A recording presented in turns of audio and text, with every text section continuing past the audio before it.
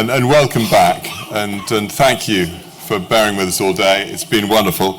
And this is the final session, but not the least. It's because this is about people and profitability. And it's farmers that make farms work.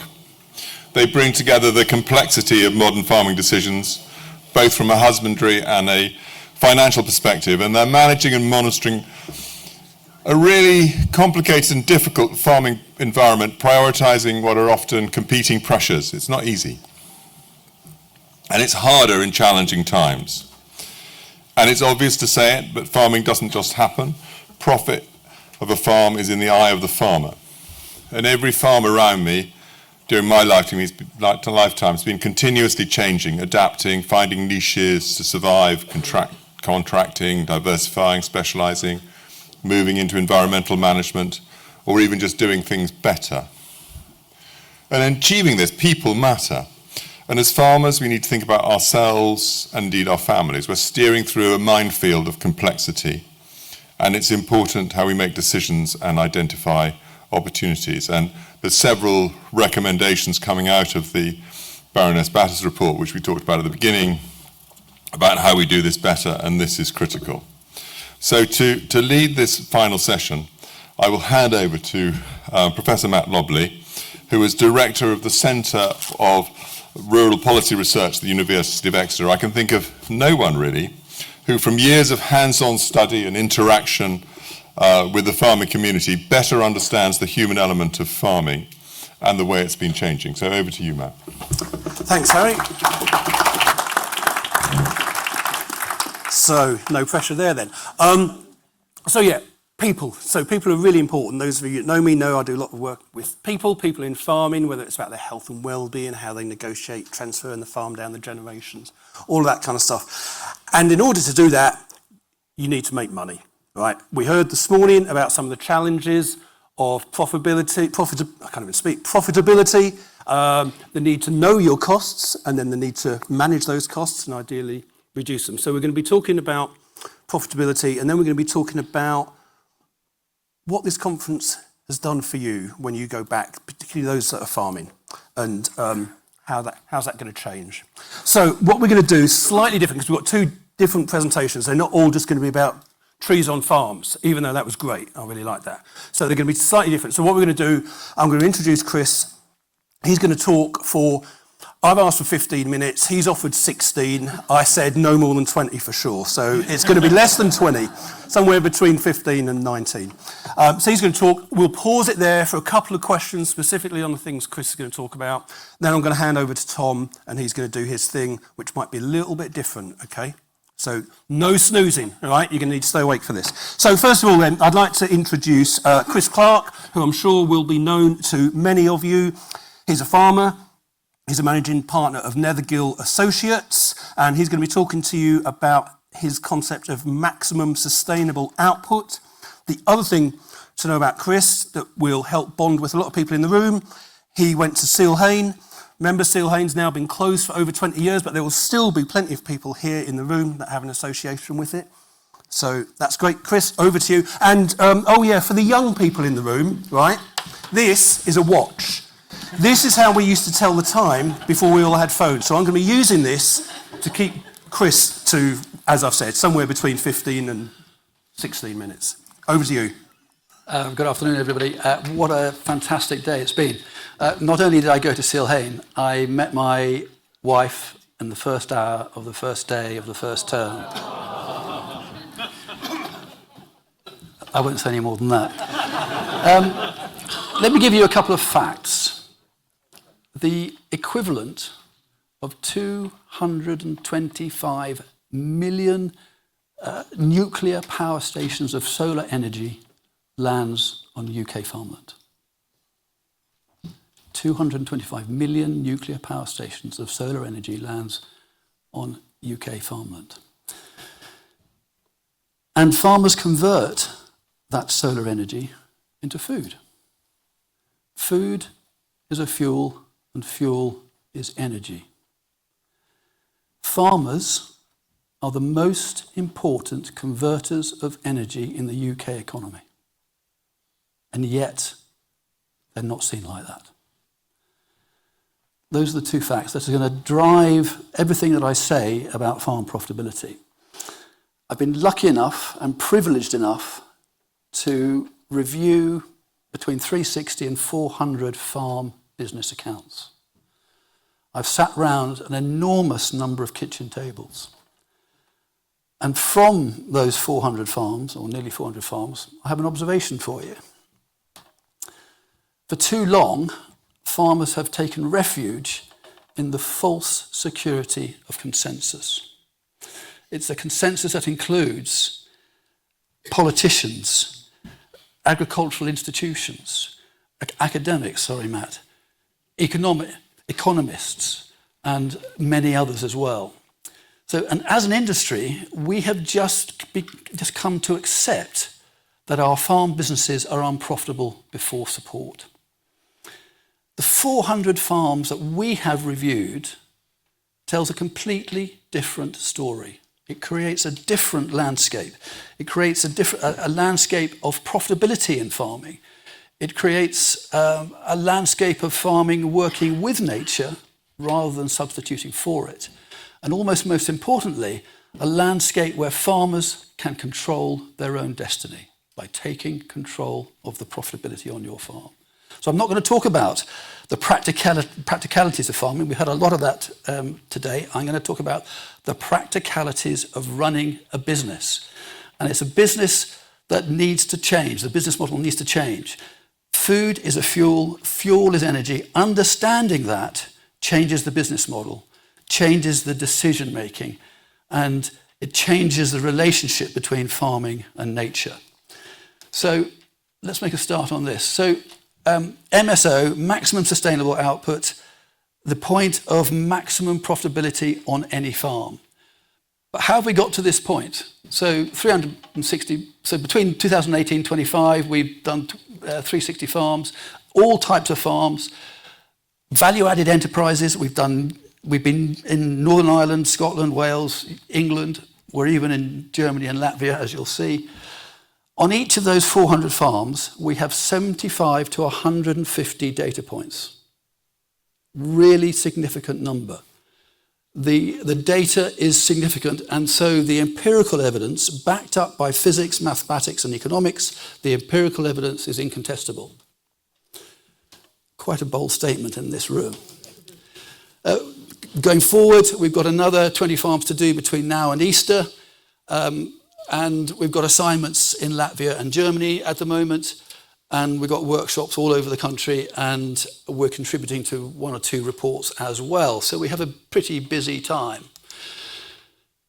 If you're going to go farming, you need, I believe, a mission, you need an objective, and you need to understand what your responsibilities are. For me, is Martin Lyons still here?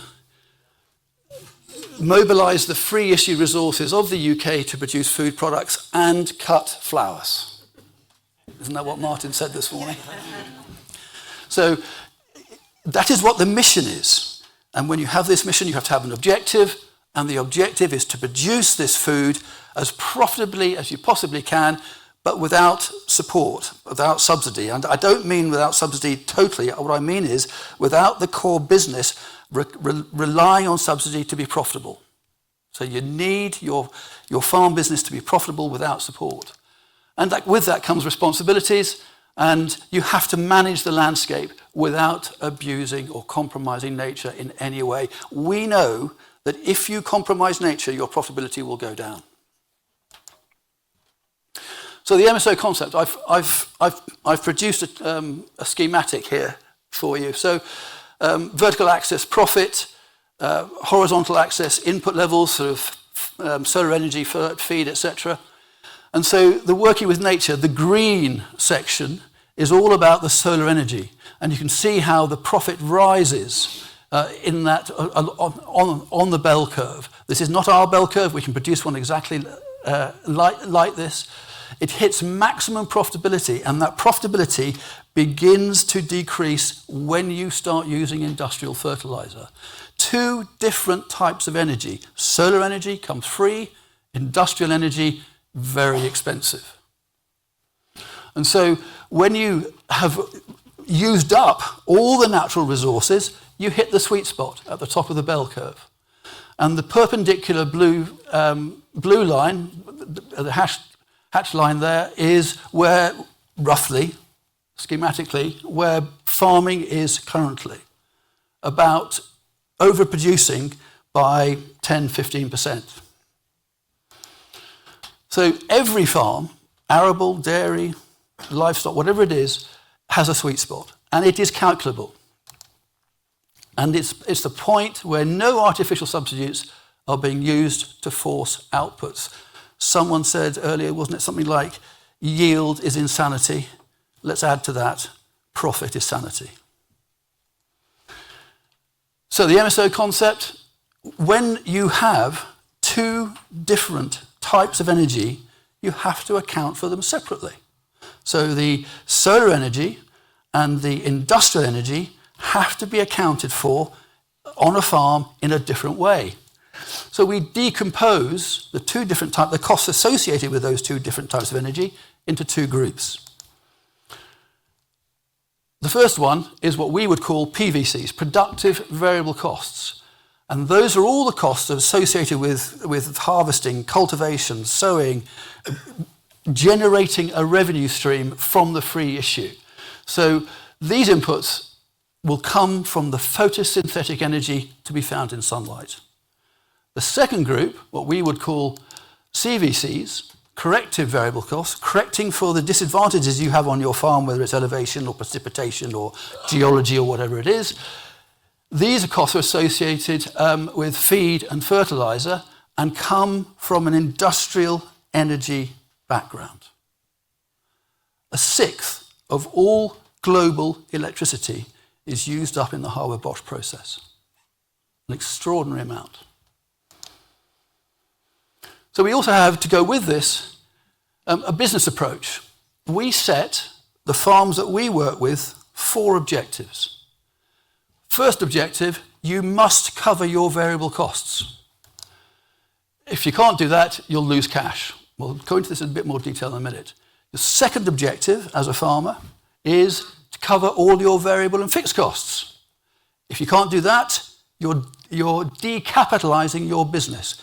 You're decapitalizing it in 2 ways, and we'll come back to that next slide. Third objective, draw a proper level of compensation from the business. When I go onto farm, I say, what are you worth? Are you worth the same as a lawyer? Are you worth the same as a professor at Exeter University? Are you worth the same as a joiner or a carpenter? And they end up drawing £7.50 an hour out of the business. And the last one is deliver a surplus. Deliver a surplus that allows you to achieve a return on your total assets, the capital employed in the business. And yet, very few farmers look at this.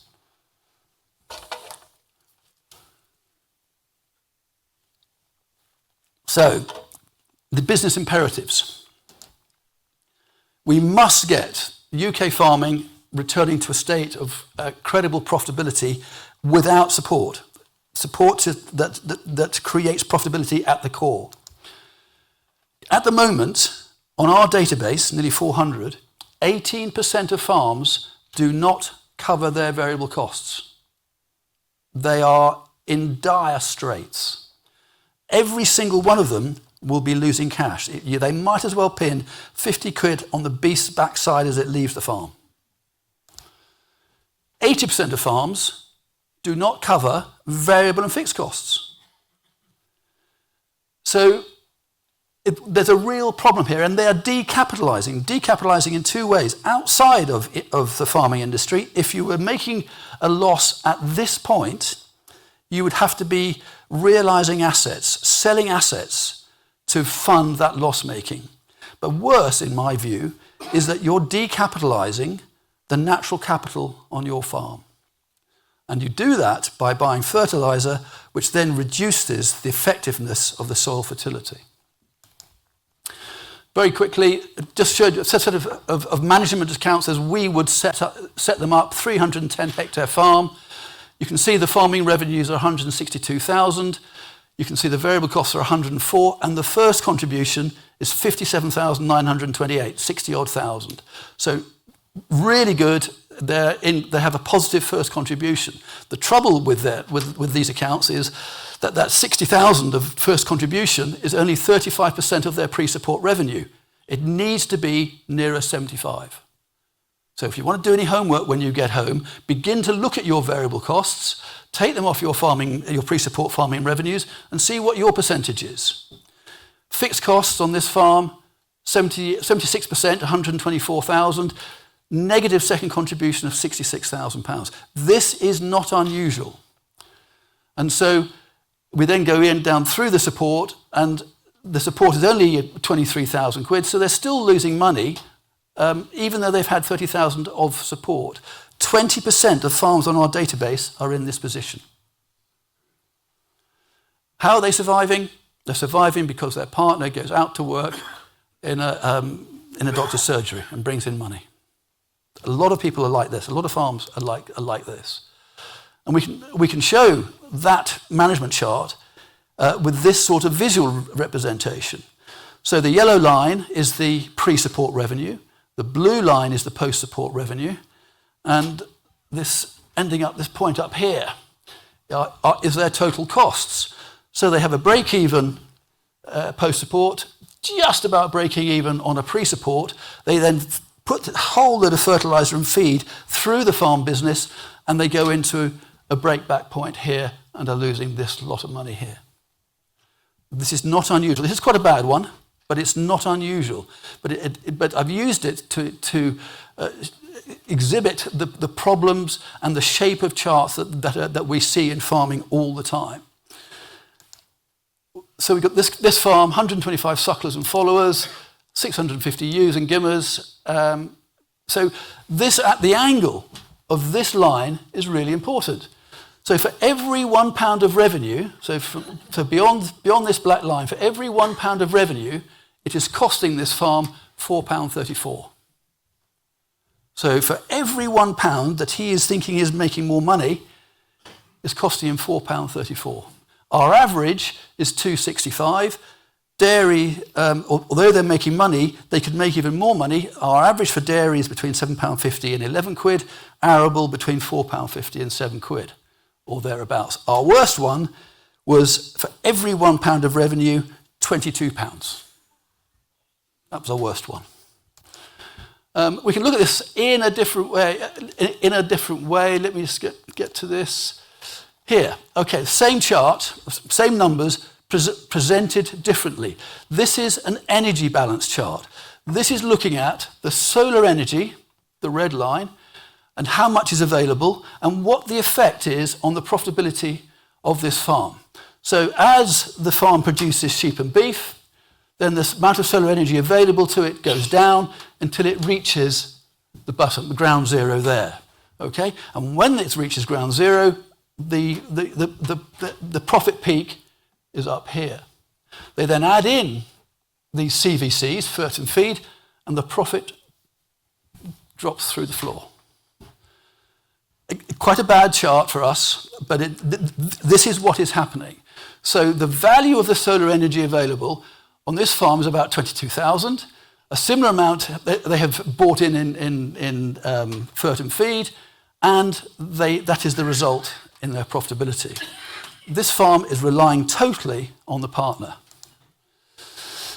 So what does success in livestock farming look like? Cattle, in our view, are more profitable than sheep. A mix in the range of 60-40 LSUs to 90-10, so 60-40 sheep, cattle to sheep. Your profitability is maximised when we're now finding that regionally appropriate breeds are used. We used to think that native breeds were the best thing, which they are, but even better for profitability is Devons in Devon, not Galloways in Devon. Kept outside on a year-round basis, not always possible, but that's what will maximise your profitability. Success in dairy farming, lifetime costs, which is the figure to use when you're assessing success. Lifetime costs are minimised by increasing lactation cycles. Lactation cycles of 2.5, 3.5 do not achieve the same profitability as lactation cycles of 6.5, 7 or more. And we're looking at about 6,500 litres per cow per year for success in dairy farming. Many dairy cattle have improved the genetics. My bet is that British Friesians haven't done that in the same way. Who was talking about that this morning? Can't remember. Was it you? Yeah. Have you had an improvement in genetics in this way?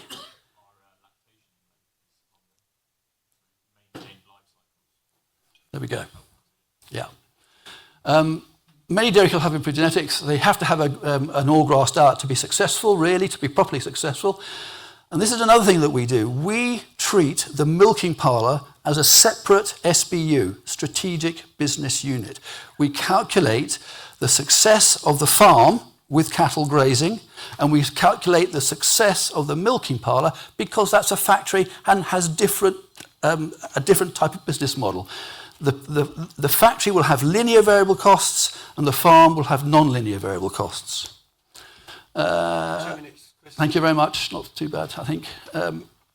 So transfer pricing. We don't see any transfer pricing in the dairy industry at all. And by that I mean that the move from grazing cattle into the parlour, which is a factory, we need to put a transfer price in at that point. Success in the farm business, you must contain your variable costs within a range of 5 to 15%. Look at yours when you get home. Fixed costs must be less than 40%. Our average is 65%. Arable farms are up at 80, some of them. Dairy farms are down at 13, one or two of them. But the average as a guide is 40%. Your margins, second contributions as a percent of pre-support, must be greater than 45 or 50%. The farm we saw earlier was negative 45 to 50%. Pursuing an MSO approach. I've said earlier, if you abuse nature, you will lose profitability. When you go to MSO, you maximize your profitability, you optimize your biodiversity, and you optimize it without compromise. You minimize the energy footprint, and the price levels required by the farms to be profitable will argue for branded goods. Farming is the commodity filling in a branded sandwich. We've got to change that. So, penultimate slide. Move to MSO when you're a farmer. Farm profitability will be maximised, repeating it all. Diversity will be optimised. Energy costs are minimised. Natural capital will be maximised. Your natural capital will get better and better up to the total. And nationally, agricultural output will be optimised. You cannot have, in my view, a successful food security policy when the industry that is supplying that food is unprofitable. Not possible. So this drive for yield is wrong. And if you want to know any more, out the back is that. Thank you very much. Brilliant. Thanks, Chris.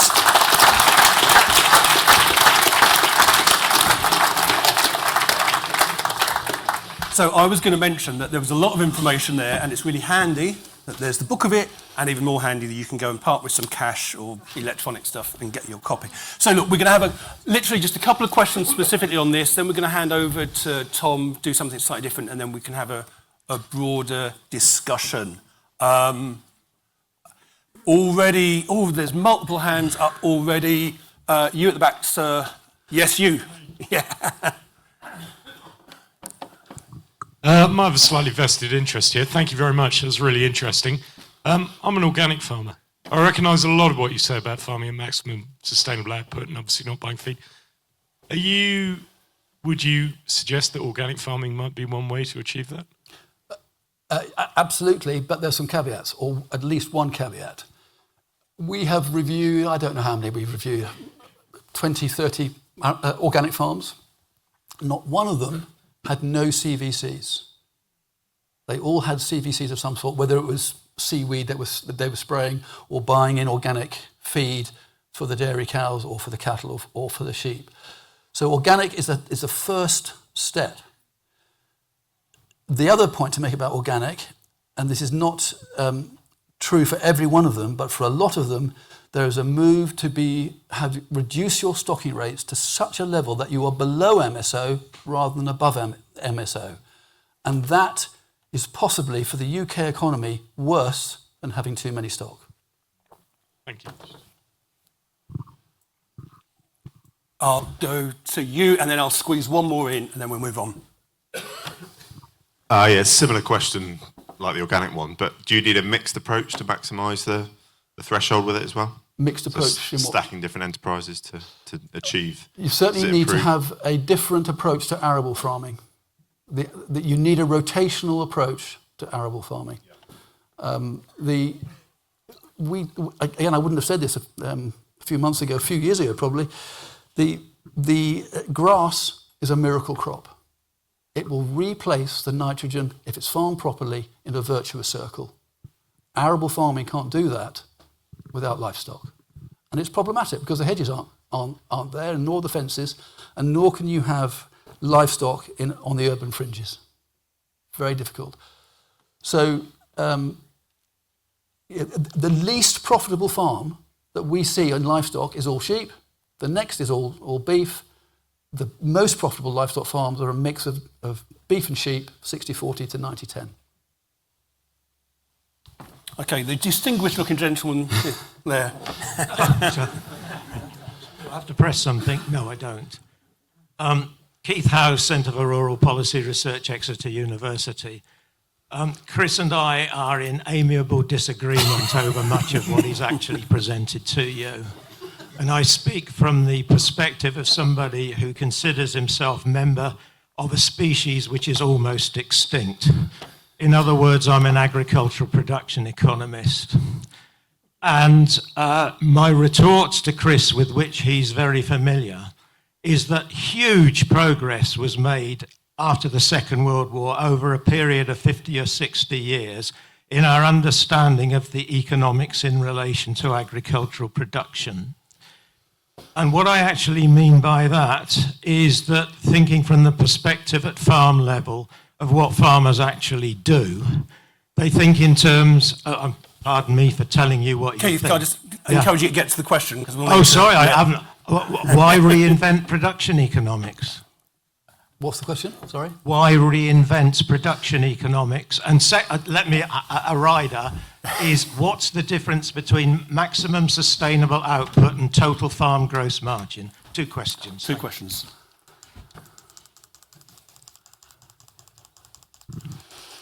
So I talked earlier about the empirical evidence that we've seen. So what we're suggesting is that a reduction in fertiliser and feed down this line here is going to save this farm, whatever it was, £4.34. We're working with non-linear variable costs, so there's a kink, an inflection point there. Generally, economists and accountants work with linear variable costs, so it would be a point, just imagine a point from the end of the fixed costs to the end there, okay? So linear variable costs. What we now know is that if a farmer decides to reduce his inputs and therefore reduce the number of cattle, it doesn't follow a line down here, it follows this line. That's the first point. Secondly, conventional production economics has never included the 4 laws of thermodynamics. They've never included the concept of 2 different types of energy. And that comes in one word, entropy. And that's why production economics needs to change. So I've got the sense we could run the whole day just talking and sparring between these two, so maybe there'll be a rematch at another point. But thank you very much, Chris. Thank you for the questions. Look, we better move on.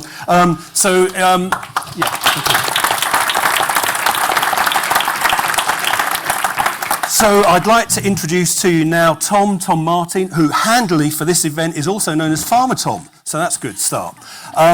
Tom's had an interesting journey into farming, and he's going to do something a bit different in terms of his presentation, thinking about today, what he's seen, what he's heard, what he's liked, and then we're going to get you lot, this is why you need to stay awake, involved and talking to each other and then talking back to us. So, Tom, over to you. That's right. Thank you so much for your introduction. And folks, I'm really excited to be here today. Thank you for inviting me to be a part of this. Haven't we had a great day? Hasn't it been just fascinating? So much input and so much to think about. So in a moment, I'll introduce myself and then I'm going to go full John Cherry in a complete departure from the published programme. Because you guys have been in the room all day. You don't need me to summarise what you've seen. You've seen it all. You don't need me really to give much of a reflection. I'm going to share a couple of things that I've learnt today. But actually, we're going to find out what you guys have learned, what you've been reflecting, what you've been ruminating on, and what you're implementing in your business. So we'll do that as we go along. I finished these slides 5 minutes before this session, so it's fascinating to see what comes up. So I'm a farmer from Cambridgeshire. We're a kind of medium-sized family farm, mainly arable, a little bit of livestock, and we've gone relatively strongly into the regenerative side of farming. Each of those kind of individual pillars we've picked on their own merits, and we've kind of come to this place where we're on trend, which is quite uncomfortable, but very exciting. We use companion crops, living mulch. We've been experimenting with nitrogen fixers, herbal lays to an extent. And my 5 experiments this year are 2 M's and 3 S's: milk, molasses, seawater, sulphur, and silica. So I'll tell you in a year's time how that's gone, or perhaps if I'm quiet, then you know. We are passionate about a lot of things. We're passionate about our soils. We'll try and mention that in every single session. We're passionate about helping people to see what happens on the other side of the farm gate. I think that's a real imperative for us as farmers. That passion works itself out in a number of ways. We do a lot of farm walks. We try to influence government as much as we can and interact with our policymakers. And we run Farmer Time. We founded Farmer Time on our farm. Little plug, Farmer Time links farmers and teachers. You have year-round video calls every couple of weeks for about 10 minutes based on what's going on in the curriculum. If you want to sign up, farmertime.uk. We're always looking for farmers. It's free for farmers, free for teachers. Makes a huge difference to our education system. And it's great for our mental health as well. You're a champion for 10 minutes, as you are for the rest of your working week, regenerative farmers. And we also are suing the government at the moment, but I'll let you know how that goes next year as well. And also very excited about knowledge exchange. That's why I'm here, and that's why I love going to events like this. And that's why you're here, is learning from other people, seeing what they're up to, being challenged, and challenging other people as well. So that's where we are. We farm right up here. There's no hill between us and Norway. I call it a hill, it's 120 feet. I apologise, you wouldn't even get a nosebleed there, unless you come from east of me, in which case you would do. We're very heavy clays, and for us, for a long time it was a curse, until we realised that we could work with our soils. We could take advantage of the benefits and improve them as much as we could. There we are. There's a little diagram there. So, what I thought I'd do today is, while you're kind of reflecting, digesting, cogitating, just take you through my emotional journey as I've been listening to the 4 fascinating sessions. And I thought I'd do it using the kind of vehicle of art. This was how I felt early on, particularly in some of the early sessions about climate change. I was thinking, flipping heck, I was looking at the east of the country and thinking how hot it's going to be in the summertime, how our livestock are going to be suffering, how we need to be making some big adaptations. And this is, of course, Edvard Munch. It's The Scream. And I didn't know until today, it's a series of paintings in pastel and a lithograph. There you are. As I moved through the day, I was doing a lot of thinking. This was me. This is almost certainly by Jean-Baptiste Camille Corot.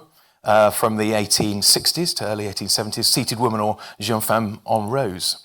Again, what is it? It's we don't know what format it's in. But this was me being really pensive during all the sessions. There was so much to take on board. I was kind of thinking about the thing. I saw a great painting and it was kind of this. I was feeling a bit like that as well. There was so much to take on board, and I was trying to assimilate what was going on and trying to work out what my thoughts were. And as I went through the day, I got to the 1870s, to Marcus Stone's Oil on Canvas. When I started to make some plans, I started to think, this is what I'm going to do when I get back home. This is how everything I've been learning in the other sessions, They're making plans there. They're not. There's nothing romantic going on. He's pointing at a map of his farm to his shepherd very clearly. But that's what I thought. And actually, we've been doing that today, haven't we? We've been having those conversations.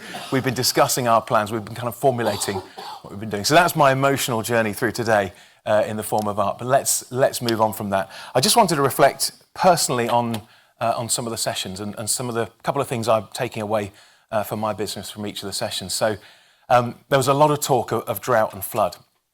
It's just as much of an impact for you guys here in the southwest as it is in the east, in a different way.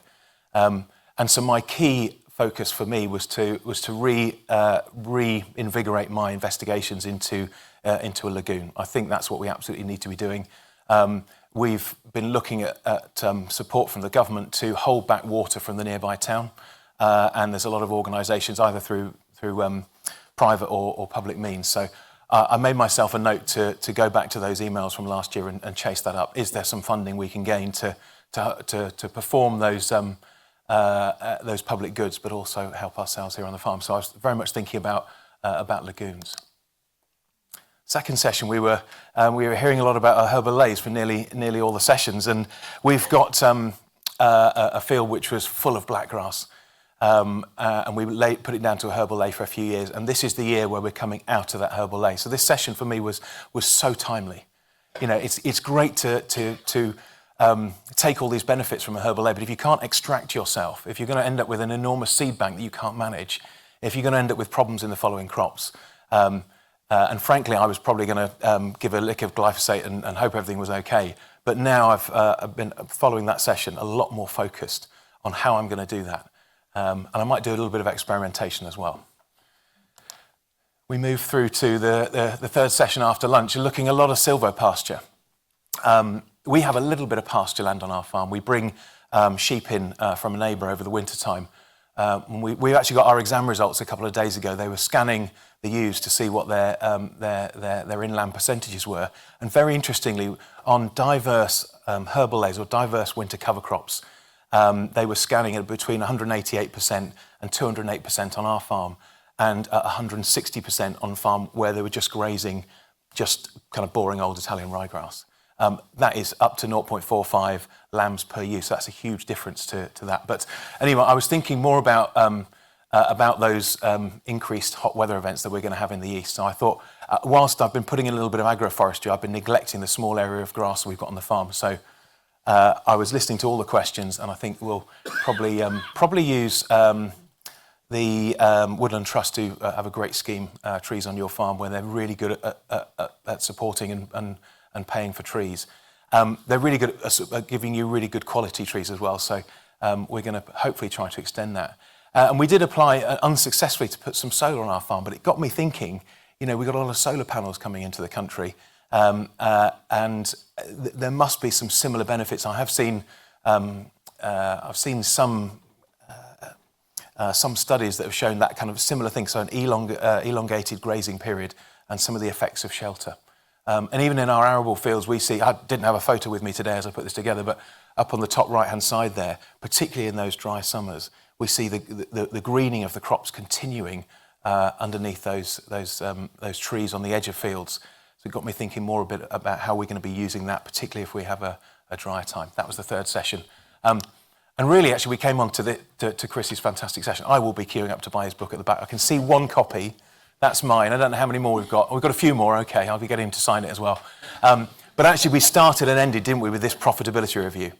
And I came back to our family farm about 10 years ago, and for 2 or 3 years, I knew that I had to either save or make my drawings.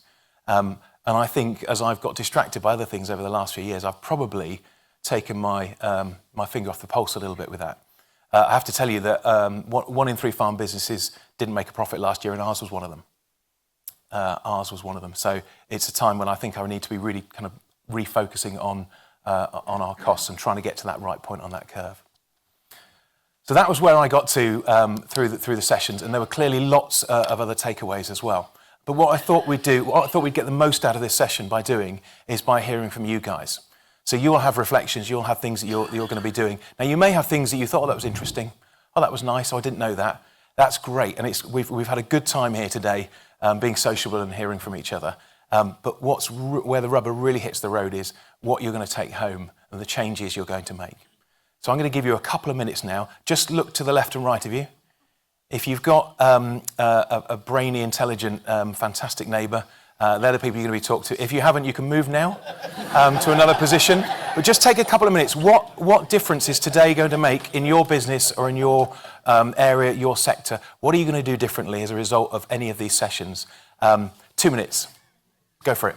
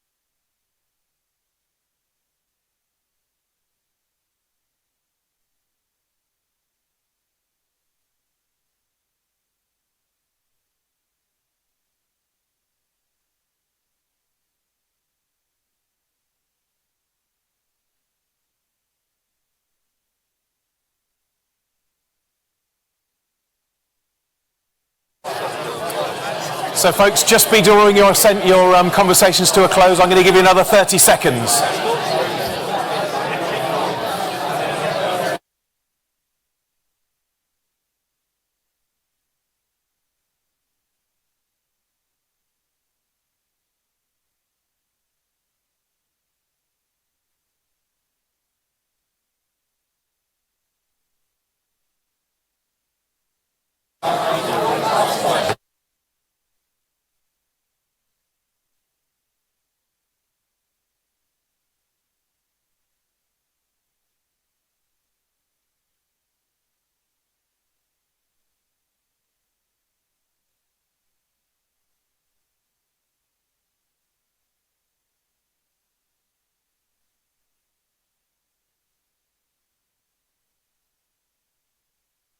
Folks, okay folks, I bet you've had some fascinating conversations.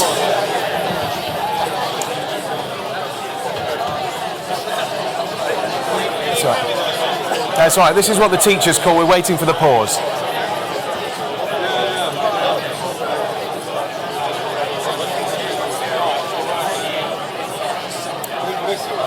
Thank you very much, folks.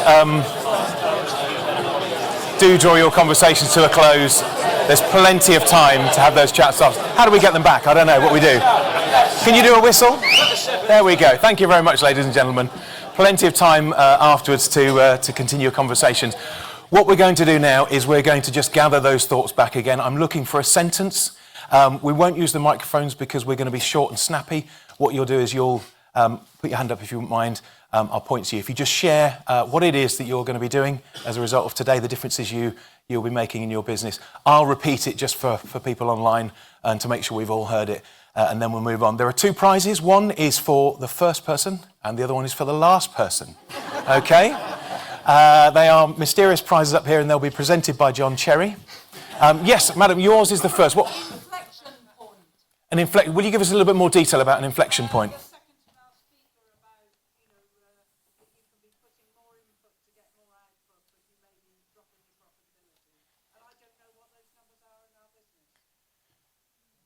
Thank you.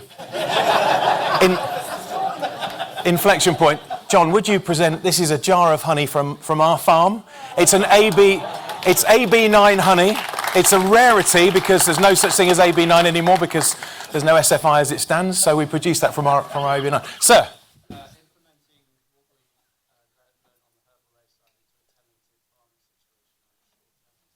Brilliant. Yes, so bringing the information about Herbalaise into a tenanted situation. Okay, do you want to give us a bit more about that? Because that's quite interesting. So I run a small sheep farm on the south coast down in Port Leven. Very small farm. Everything else is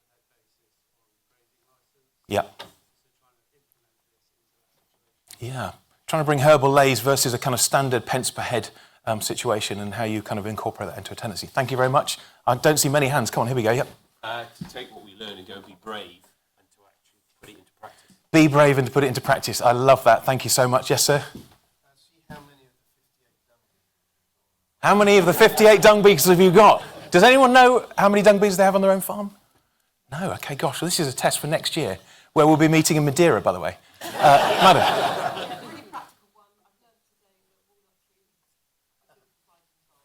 Walnut trees may be good for fly control. That's what we learned today. Yes, sir?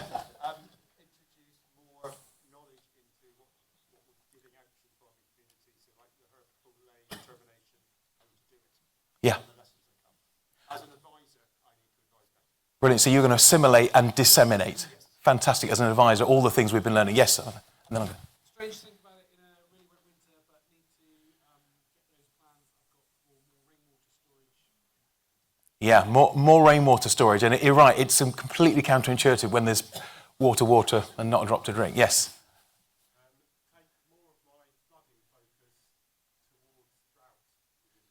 Yeah, absolutely. Flooding and drought. And I think we're going to see both, we can see them both in the same year, which seems completely mad, doesn't it? Right, who else have we got? Any more over here? When I call a close, there will be another prize, which is the best prize a farmer could receive. Sir?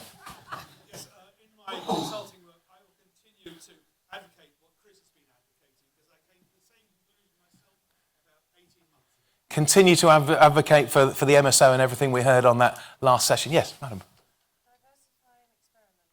Diversify and experiment and be bold. I love that. Those two things are great takeaways. I'm going to ask for a few more. What else have you? Yeah.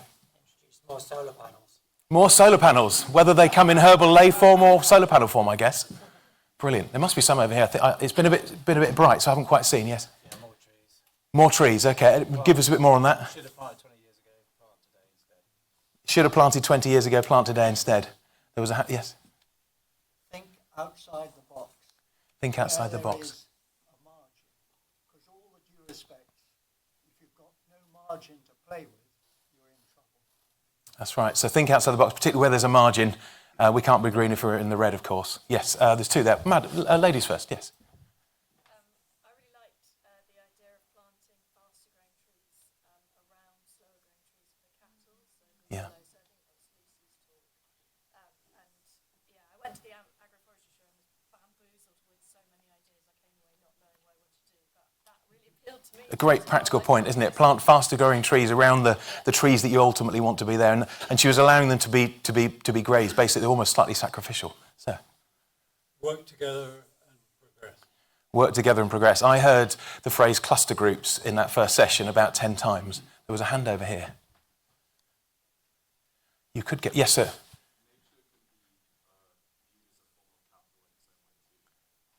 That's right. So we're kind of thinking, obviously we're very much thinking about our balance sheet, but we've got to think about our natural capital as well. Yeah, great. Yes.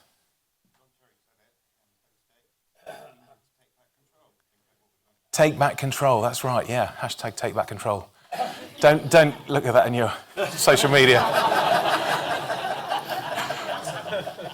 Work harder to separate out what's been a 36-year mission from the MSO of our 50-acre grass farm, because I think we've tended to park one thinking we're on a mission, but now we've got time to look at MSO and say, okay, it's all about farm profitability.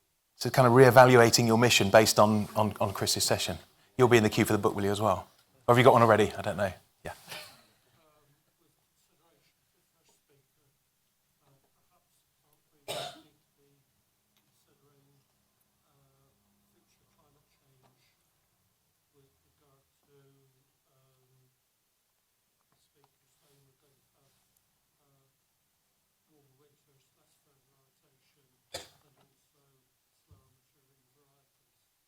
Yeah, so when we're doing our plant breed selection, we're thinking about the climate of the future. And I was thinking drought-resilient varieties. I mean, we used multi-variety wheats and such, but absolutely, I made a note of that. That's a great one. Yes? Educate people not in rural areas about how important the rural part of England and Great Britain is. Get education to the young. educate people, I mean, you said people, but the young and but people in general, as to how important the countryside and our rural areas are. We are the answer to nearly all the questions that people are asking. It's not just food security, although that's part of it, but we're answering nearly all the questions. I've got 1, 2, and I think you might be the last, sir. Madam. So I think coming around here, valuing farmers and what we all do and how we're so interconnected, because one of the things about educating is feeding our children as an investment for future generations. Yeah.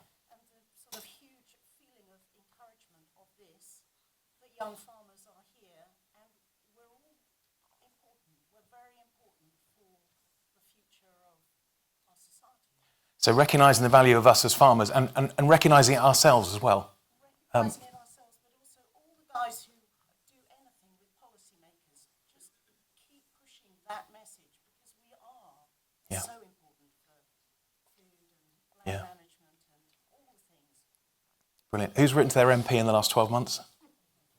Well done, everybody. Everybody else, there's your homework. Sir, somebody over here, yes.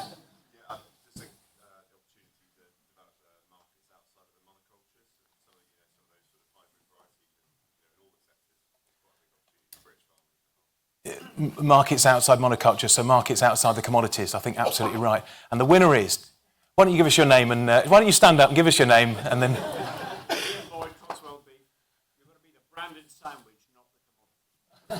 Give that again. That was so good. Give us that again. You got to be the. You got to just give us that again. That was good. You've got to be the branded sandwich, not the commodity filling. Be the branded sandwich, not the commodity filling, and you win a 13mm spanner. There you are. I told you, you should have all been quicker. Congratulations. Folks, just as we come into land, I'm just going to ask you to have another 2-minute conversation with your neighbour. And I'd like you just to think about what you'd like to see from this conference next year. I've already got Madeira, so no need to change the location. Let's assume we'll be either in Madeira or here. What would you like from this conference next year? Have a bit of a chat with your neighbour, and then I'm going to give you, in fact, I'll do that now. You can, where's it gone? I will put the email address to email your responses to. Chat to your neighbour. What would you like from this conference next year? What subjects would you like to hear? What panels? What speakers? What interest? What areas? Go for it.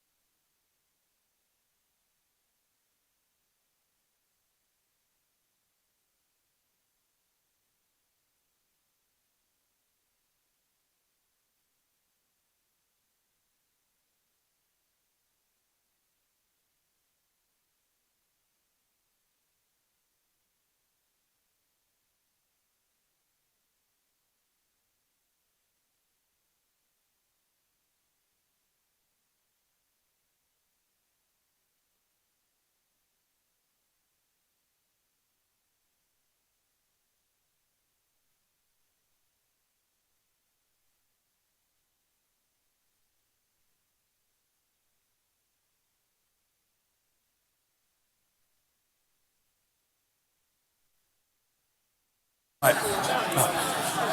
Okay, everybody, can we have the whistle? Who did the good whistle? All right, whoever that was, brilliant. One more time. One more whistle, because it's just good. Don't be shy, whistle. Right, okay, great. Look, thank you all, and thank you all for staying. It's a long day. It's always a long day here, and we always have loads of people that stay to the end, which is great. A lot of you have been to other conferences. By this time, you know, there's more space than people. Don't get that at Rootstock. It's the other way around. Here is the email address for you to send your suggestions to. So it's info@rootstock.ag. A-G. info@rootstock.ag. Make a note of it. Commit it to memory. Then send in your comments. So, look, I need to hand over to a very distinguished professor in a moment to make some final comments. Very distinguished, so not me. But I was just going to say, it's been really interesting hearing the things that came up again and again today. We had a sweepstake on what colour his trousers were going to be. I went for burgundy. Didn't get it.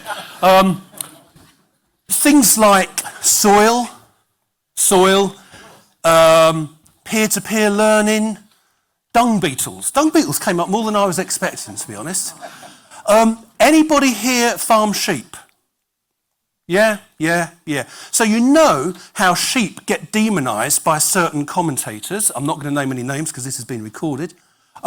Turns out sheep dung supports a wider range of dung beetles than cattle dung, or if you're on Dartmoor pony dung. So if you take sheep out of the ecosystem, you're going to lose something that's really important.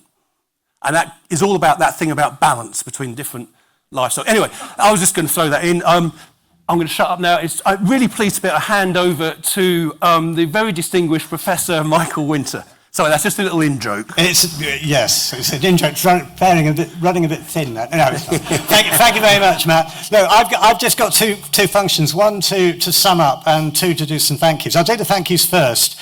Thank you to the speakers. It has been fantastic. Brilliant set of speakers. I don't know who chooses them, but they never get it wrong. I mean, they're always great at this event. So thank you to the speakers. Thank you to the sponsors, particularly Cornish Mutual, University of Plymouth and Francis Cook. I mean, these events do need support. Thank you to all of you for coming and continuing to support and promote Rootstock. It's getting bigger each year. It'll end up being too big even for this venue if we carry on.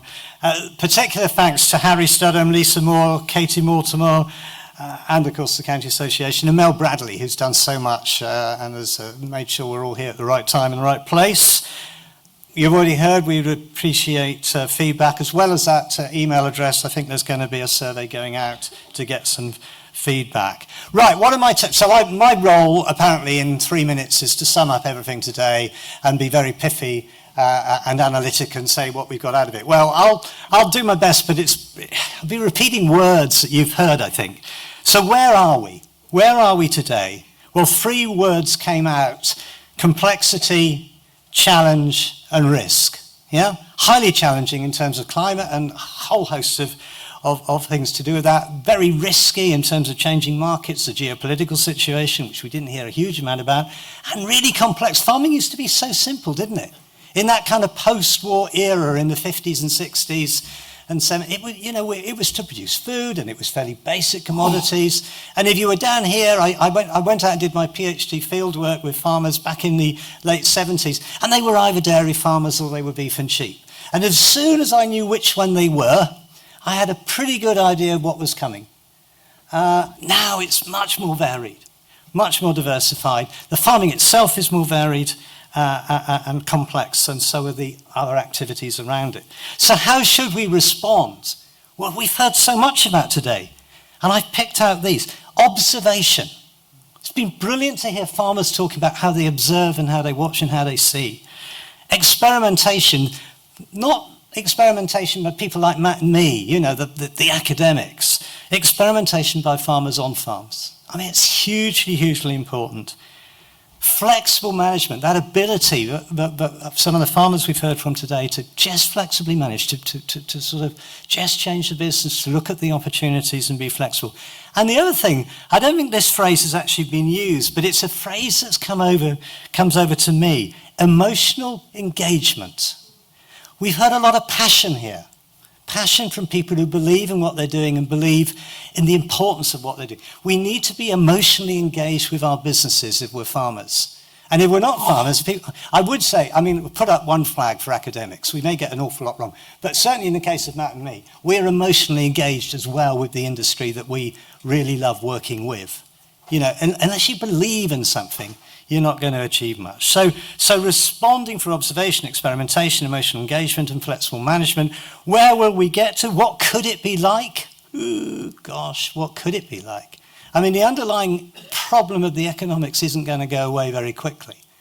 There's a lot to think about there. But if we can get through the current difficulties, we do have a global food security challenge. We have got to feed people.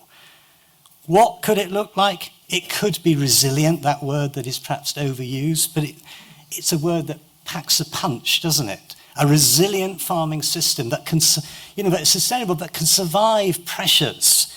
We want to get there. The landscape, the farmscape, is going to be a lot more varied and diverse. I just indicated what it was like for me setting out on my career back in the 70s. It's already a lot more varied. It's going to get more so.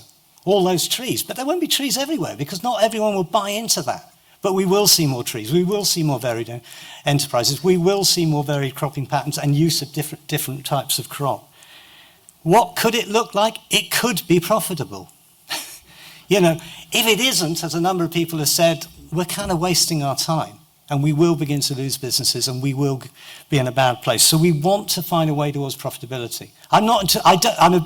I'm a bit with Keith Howe in terms of some scepticism of Chris's argument, but I can see where that is coming from. I think there's an awful lot around it that we need to think about as well. And it's got to be environmentally benign. Not because we're just fluffy and we want it to be nice and we like pretty things, maybe we do, and I certainly do, but because unless it's environmentally benign, it won't be sustainable. And that recent report from DEFRA, which was referred to earlier, about the importance of biodiversity is vitally important. But farmers can only deliver biodiversity if they're profitable and if they're resilient businesses. So that's my leading point. Those are my take-home points from today. Thank you again to everyone. It has been really, really inspirational. I never thought I'd come to, when I did set out all those years ago, I didn't think I would come to meetings with lots of farmers and go away inspired. Because back in those days, when it was so kind of homogenous, you were either dairy or beef and sheep, and you put on lots of nitrogen, more of you were dairy, a bit less of you beef and sheep. There wasn't a lot that was inspiring about that. The world's changed. And in some ways, although there's a lot of gloom and doom around, it's also quite exciting. And to come to hear this, as I sort of towards the end of my career, to hear some of the excitement that is here now is great. So I wish you all very well. I wish you safe travel home. Hopefully the floods might have receded a little bit. I haven't seen too much rain, but I gather it's going to pour again tomorrow. So I was hoping to have a day out in my wood tomorrow and do a little bit of chainsawing around a couple of trees that need to come down. I don't think that's going to happen. Chainsawing in the wet is not apparently a good idea. So anyway, safe journey, everyone, and thank you.